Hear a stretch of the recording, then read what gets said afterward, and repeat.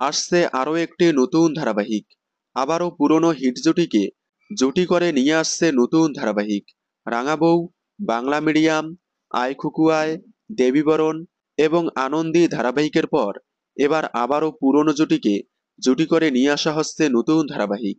আসছে Acropolis entertainment production হাউজের নতুন ধারাবাহিক, যে প্রোডাকশনের আন্ডারে বর্তমানে চলছে শুভ বিবাহ এবং আকাশ কুসুম।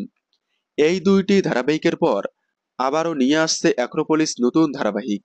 এই ধারাবাহিকে প্রধান নায়িকার ভূমিকায় দেখা যাবে জনপ্রিয় অভিনেত্রী ঋপর্ণা রয়কে, যাকে এর আগে আসল, আজারি কালভাব, নেতাজি, কড়িখেলা, মুকুট এবং গাটসরা সহ বেশ কয়েকটি ধারাবাহিকে অভিনয় করতে দেখা গিয়েছিল।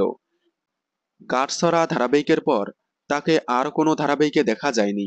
মাঝখানে জি বাংলার রান্নাঘরে দেখা গিয়েছিল। তবে এবার দীর্ঘ বিরতির পর আবারও নতুন ধারাবাহিকে প্রধান নায়িকার ভূমিকায় ফিরেছেন তিনি।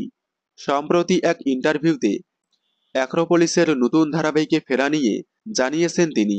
তবে ধারাবাহিকটি কোন চ্যানেল কিংবা তার বিপরীতে কোন নায়ককে দেখা যাবে তা এখনো জানা যায়নি।